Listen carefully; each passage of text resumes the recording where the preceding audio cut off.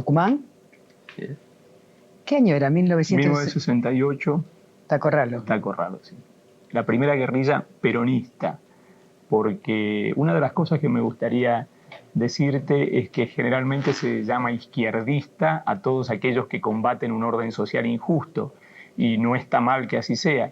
Pero en el caso nuestro, todos nosotros éramos militantes peronistas de larga actuación dentro del peronismo. ¿No estaban inclinados hacia la rama izquierda del peronismo? No, proveníamos de lo que se llamó la resistencia peronista. Muchos de nosotros ya habíamos estado presos en la época anterior y nacimos dentro del peronismo, bueno, vivimos y moriremos, en el caso particular mío, dentro del peronismo. ¿Cuántos años tenías? Y en aquella época tenía 27 años. Parece que fue ayer. De verdad. ¿Cómo resolvieron ustedes armar esa célula guerrillera y instalarse allí en Tucumán? Bueno, nosotros hay que decir que somos emergentes de la realidad nacional, ¿no es cierto? Había una situación de una dictadura, el general Onganía había desplazado a Ilia, que aunque nosotros éramos peronistas era un presidente constitucional, había fracasado el retorno pacífico de Perón en el año 64, yo había tenido oportunidad de estar con él en ese momento y él me había dicho: hasta el 31 de diciembre vuelvo con las banderas de la pacificación, después la responsabilidad será de ellos. ¿Cuándo dijo eso, Perón? En el 64. Y entonces nosotros colaboramos. La responsabilidad será de ellos, dijo. De ellos, también de los de que él. Me impidan, de los que me impidan ese retorno. Porque ¿por qué tanto odio? ¿Por qué esa persecución al peronismo? El 41-61, en esa época que va del 55 hasta el 58, 59, toda esa proscripción de una gran parte del pueblo. ¿Por qué ese odio, digamos, hacia a un sector de la población va engendrando todo eso una cadena de acción y reacciones, ¿no es cierto? Desde los que bombardearon Plaza de Mayo o fusilaron al general Valle, hasta nosotros que tímidamente colocábamos petardos o hacíamos manifestaciones a favor de Perón, porque el solo hecho de llevar el escudito peronista ya era un delito. Bueno, sí, en el 61 yo lo vi a Perón en Madrid y cuando bajé del avión me llevaron presa. Bueno, hay una prueba evidente, ¿no es cierto?, de cómo estaban las cosas en ese entonces. Quizás para los jóvenes hoy sea incomprensible esto, y parece que no fue ayer, sino en la época de la Revolución de Mayo. Ahora, Enver, viendo desde aquí, desde 1992, y viendo lo que decíamos en el documental, el río de sangre que hubo en la Argentina,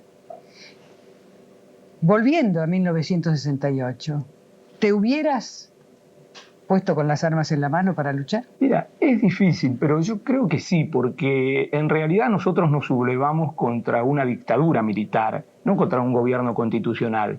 Y cuando recuperamos la libertad en el 73 lo hicimos por el voto mayoritario, unánime, de los diputados que votaron la ley de amnistía, considerando que todo lo que habíamos hecho hasta ese momento eran delitos políticos, o sea que había una clara orientación política en nuestro accionar, en el hecho de emplear la violencia para lograr el respeto a la soberanía popular. Pero a partir del 73, del 25 de mayo, cuando la noche más gloriosa que salimos todos en libertad, en el caso nuestro de la cárcel de La Plata, nosotros nos integramos a ese gobierno constitucional.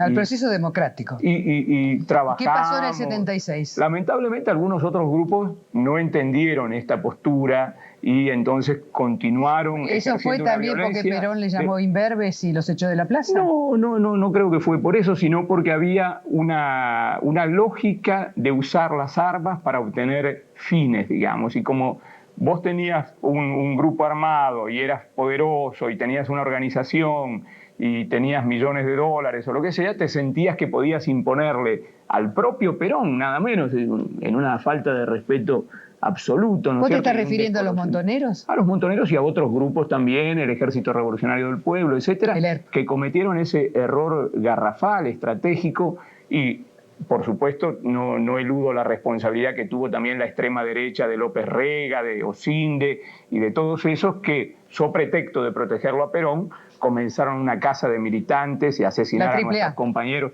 La AAA, por ejemplo, en estos días se cumple un aniversario de la muerte de Julio Trosler, un querido compañero nuestro, y también de Samuel Leonardo Slutsky, otro compañero mío de la guerrilla, que era un médico de leprosos y que estaba haciendo su tarea, confiado, ¿no es cierto?, en que su predicamento legal o su predicamento público lo ponía al abrigo de estos atentados, y sin embargo lo bajaron en La Plata.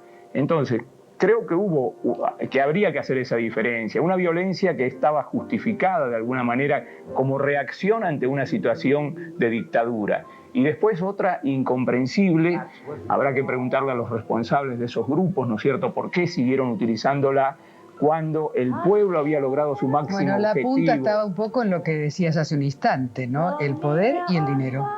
Bueno, y entonces teníamos nosotros un trabajo, digamos, directo con la gente de base, en el Instituto de la Vivienda, yo estaba en la Facultad de Derecho, en fin, todos mis compañeros estaban trabajando asimilados a la democracia, dentro del peronismo de base, opositores también a López Rega, pero con métodos pacíficos, digamos.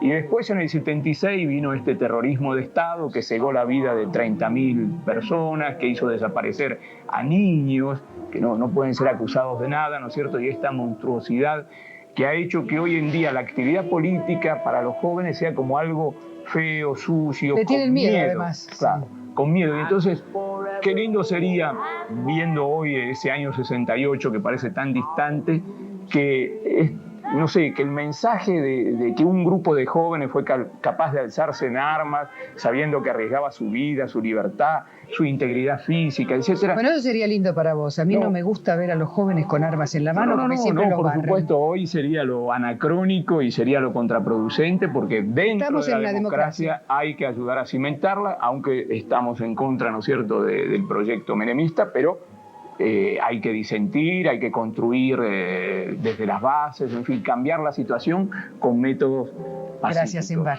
Gracias a vos. Muchas gracias.